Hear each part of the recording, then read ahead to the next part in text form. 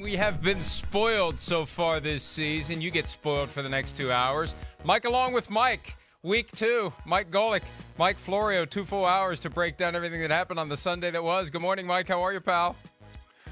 I'm doing well, Mike. And let me tell you what, give me a player that says, no, I don't want to go for it, and give me a guy I don't want on my team. I mean, who's going to say? Could you imagine him sitting there saying, well, Michelle, I said, no, I don't think we should do it. I don't think we should go for this. Everybody like, what the hell's he doing? Nobody's saying no.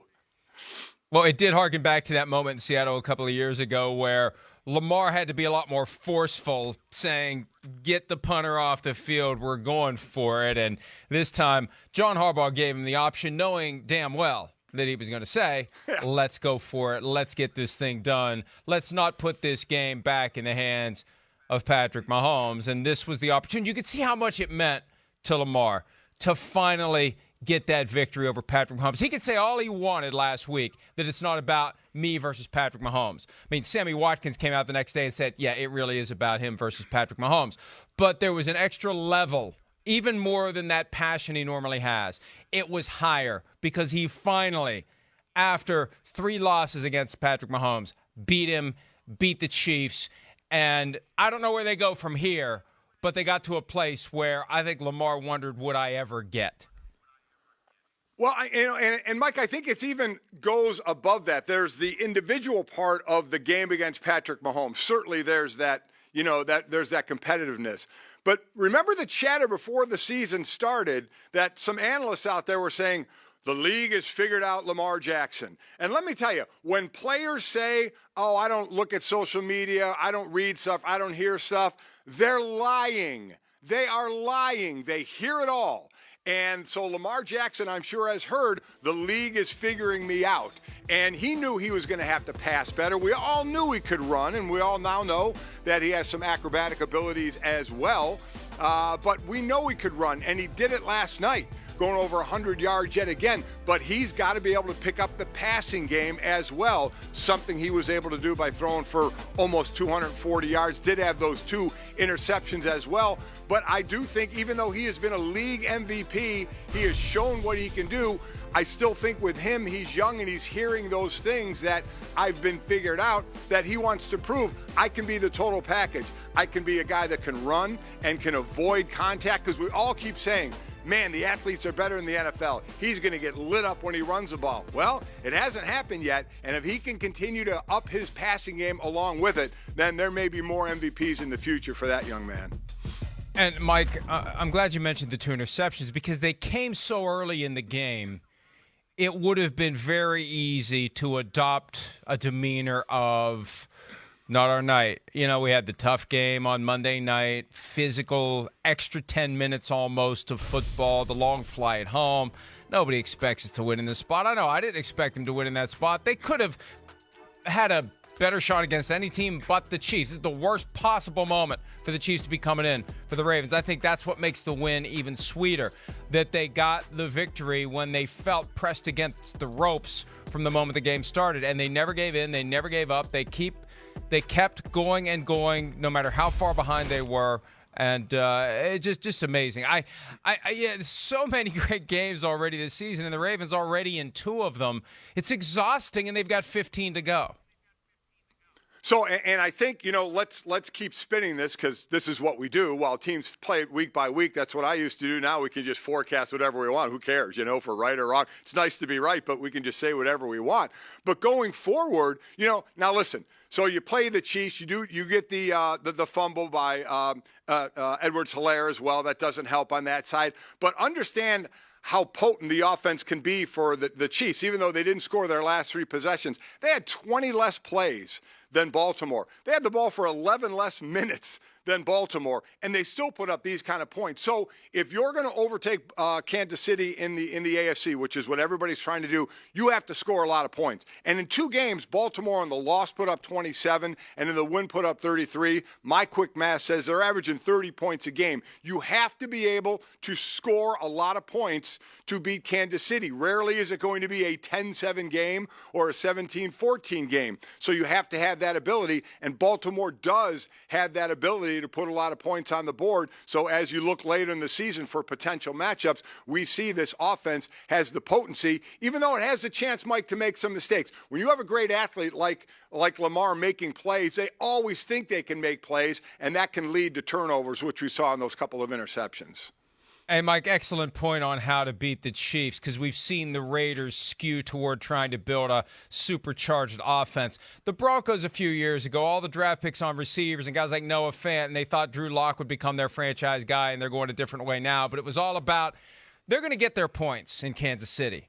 We just have to find a way to score with them and hope that in a key moment we can bend things our way. You mentioned the Clyde Edwards-Helaire fumble. Udafe Owe makes the strip and the recovery to change the game at a time when it just felt like same old Chiefs. Give them a crack, give them an opening, give them the ball. Who cares if they're behind? They're going to find a way to win the game. And that feeling had crept in, and there it is. Game changes dramatically in that moment. We've seen that a few times already this year, but it's extra important when it happens with the Chiefs because they've developed an aura over the past 3 years that things like this don't happen to them. So I'm wondering, Mike, at this point, we're 2 weeks in. We're just a couple of weeks in, but still, as I said, we look forward to do the hot take or so, whatever you want to call it. Are you off on Kansas City now? You still have them the favorite? Or, listen, there's two other teams in their own division that are undefeated. So are the Chiefs still the team to beat? Or are you already kind of falling off of them a little bit?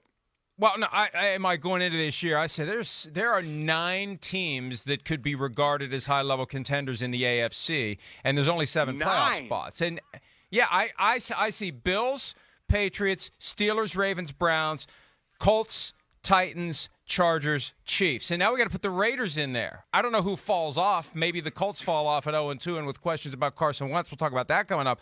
Yeah, but yes. the Chiefs don't have that same perception of a clear shot back as the Buccaneers do. They're going to have to fight for it, as we saw last night. Fight and scratch and claw. They'd do it against the Browns. They'd do it against the Ravens. Now, at some point, the schedule will soften, but it just shows you what will happen when the Chiefs cross paths with some of these great teams. And that's great for us as fans and analysts.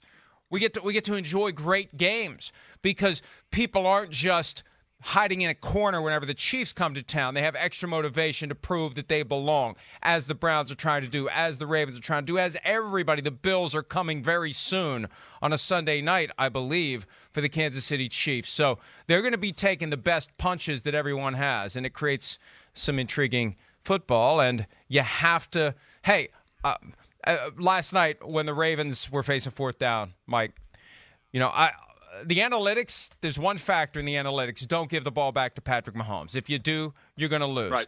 And I was concerned when they got the ball back. It reminded me of what the Giants did on Thursday night. Like, we have been given a gift, and we are not going to take full advantage of it. We're going to get conservative. They had the run where Lamar kind of sat down. It's like, oh, they're playing it safe, and they're going to be content to punt it back. Do not do that. And when they completed the pass on third down to get them close, that's when all of a sudden it's like they're going to flip this from we're just going to be content to give them another chance to we're going to go take it. That's what made, I think, the decision to go for it even more stunning, because they were creating a vibe of we're happy to make them use their timeouts, and we're happy to give the ball back to them, and we'll trust our defense again.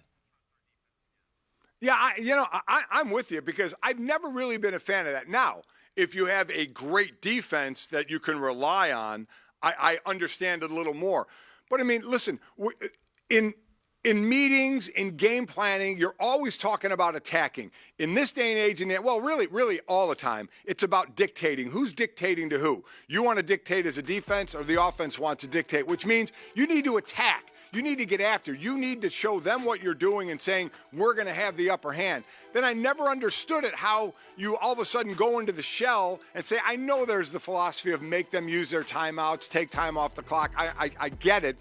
But there's part of me that says, if you don't give them the ball back at all, they don't get a chance. There's nothing they're going to be able to do if they don't have the football. So sometimes I get a little crazy, even when I was playing, and I'd see the offense go into a shell and say, I know we had a really good defense, but there was times like, let's just win it. Keep the ball. Let's just win that thing. And at times when I don't see it, it can be a little frustrating, even as a fan. Best way to beat Patrick Mahomes is keep him on the sidelines. Yep. Here's John Harbaugh, the coach of the Ravens, on the decision to go for it on that key 4th and 1. With the game on the line, you were captured on NBC as saying to Lamar, do you want to go for this? Was there ever any doubt? No, there wasn't, but I just, maybe I wanted to be sure myself, you know? I knew he was going to say yes, so, but we were going for it at that point. Would there have been a doubt if it was any other player or quarterback, if you didn't have Lamar? Well, Mahomes, I bet they're going for it too with Patrick Mahomes. How about that? Good answer. Makes sense. Yes. And that's the way it's, you know, I people can complain about analytics, but it really has given coaches a much safer harbor, Mike, than they used to have when it comes to doing the thing that would appear to be unconventional. Just a few years ago, coaches would always do the conventional thing, because if you do the conventional thing and it doesn't work, okay, hey, you did the conventional thing. You start doing the unconventional thing and it doesn't work, and you string enough of those together, you get your ass fired. That's all changed now, because they've all got the formulas to back up what they're doing. And frankly, if the numbers are saying do the unconventional thing and you don't, then you got to answer to people in the organization who have, they got the abacus out and they're saying, hey, you should have done the unconventional thing. So I think some of the coaches just resigned themselves to it. It's like, fine. As long as I got cover, let's go do it. But it has created this willingness now for coaches to roll the dice where we're not as stunned by it as we used to be. See, and I don't know how much, and I want to know how much of an analytics guy you are, Mike, because I'm somewhere in between. I get it, I believe in it, and I've also said this many times over the years to people and to fans. Analytics have been around a long time, not just in the last few years. When I had a game plan put down in front of me every Wednesday, or even in college, you know what was in that? Analytics. I was told what the other team does, the certain plays they run on 2nd and 7+, on 3rd and 5 or less, on 4th and 2. You have all that laid out. Those are analytics. It's just part of your game plan. The analytics have gotten more intricate, without question, especially in baseball. Now, you know, they're hiring managers who want to go, who they want them to go by analytics. I'm cool with analytics. I get it, because we've seen more coaches go for 4th downs than we have, or 2-point conversions than we have. But also, I don't think, Mike, you can lose your gut feeling. I mean, coaches have that, players have that, and sometimes, you know, it's like in baseball when I see them pull a pitcher because the analytics say pull it, and sometimes the pitcher, man, you think you can get that next player, that next batter out. You know, what do? That's when I think you're right. If you're a manager or a coach worried about what management is going to think if you don't go by the analytics, you're afraid to go with your gut anymore. And sometimes I think you lose out that way, because I think going with that gut feeling at times can be the right way to go. So, are you an analytics guy all the way? Same page. No, we're on the same page. We're on the same page with it, because I don't think you should disregard the lifetime of experiences, iterations, games, decisions, factors, and gut feelings that come from that your head coach is going to have, regardless of where the numbers point. I think you've got a very important reservoir of a lifetime of analytics that knows deep down, without punching all the buttons, what is the right thing to do here. You can't ignore that. But it really has gotten to the point where it's so detailed. My concern is, and this is where I think that some coaches are hesitant to just adopt, all right, it's 4th and 4, the chart says go for it, the numbers say go for it, we put all the factors in, and it's amazing how many factors get considered when they come up with these formulas. But, you know, the formulas are based on thousands and thousands and thousands of situations that are similar to it, and there's just a little sliver of an incremental benefit to go for it. Well, that's fine, but you know what? As the coach, I don't have the opportunity to do this thousands of times. I do it a few times and it doesn't work. I'm done. That's the big flaw that I see. Coach has a finite opportunity to win games, finite opportunity to have solid seasons, or they're going to find somebody else. So I think the coach's experience and the coach's gut feeling has to be a factor in this. And John Harbaugh's experience with Lamar Jackson is trust him, because he is superior when it comes to the ability to run the ball into the line and get the yardage you need. He's superior to anyone else out there. So that's a strong factor in your own personal analytics decision. I agree, and maybe these coaches have, and we know they have the cards now for when to go for 2 points, but also maybe they need that analytical, the get-back coach standing right next to the analytical coach.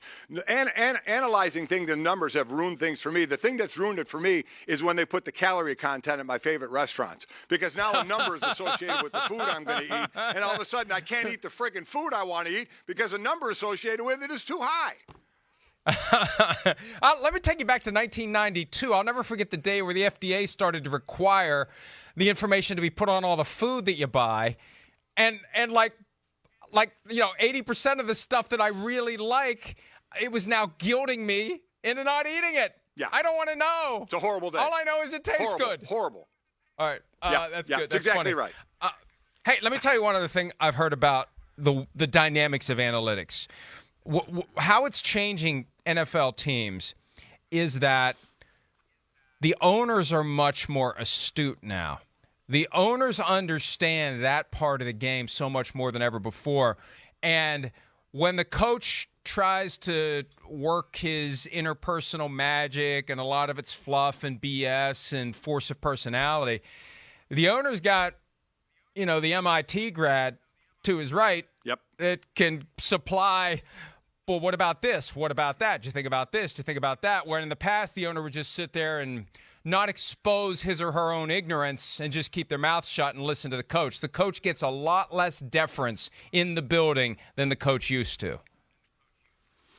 Oh, I completely agree. And that's why it's interesting which coaches get hired. If you get a coach who's been around for a long time, they're not going to be they're not going to have that feeling that maybe a younger coach has that says, I may have to defer to these numbers. Hopefully they accept the numbers a little more than they have in the past, because you have to open yourself up to new things as the game progresses and as analytical numbers become more, intricate. So I get that. But maybe when you see these assistant coaches, especially younger assistant coaches, becoming, 37, 38, 42-year-old head coaches, they've been around the analytics a little more. So you may have that buy-in a little more, and that's maybe why they're getting hired a little more, whether it's in the college ranks or the pro ranks, because now we have the analytical group growing up that says, okay, this is now part of everything we do. And as I said, it's been part of it for decades already, but there's just more numbers to crunch now. As I mentioned, for me, there was one factor on the chart last night on that Ravens final drive. Do not give the ball back to Patrick Mahomes. Here's Mahomes after the game talking about the Chiefs' first loss of the season. Patrick, your thoughts on your last offensive drive that turned into a turnover? Yeah, we got in the field goal range pretty quickly there. And then we were pretty much just trying to get down as close as we could to let Bucker kick the field goal, and the dude made a good play. He was getting blocked. He threw his hand out and hit it directly on the ball. So we were executing. They made a play, and you lose games when teams make plays like that at the end of games. We haven't seen this much from the Chiefs, especially in September. Mahomes threw his first September interception of his career, but it all came down to that fumble. Mahomes did what he could, but hey, you put up 35 points, but you have 3 final possessions and you don't score at all. It's going to be a factor. It's going to result in a bad night for the Chiefs. We don't see many bad nights for the Chiefs, but when they happen, they are memorable. And Mahomes was still Mahomes, but as you said earlier, when they come up against somebody that can score points, it makes it a little bit harder for Mahomes to save the day. Well, and again, is this a situation where, and you youngsters, if you haven't seen it, is this Rocky making Ivan Drago bleed? Look, he bleeds. He's human, like everybody else.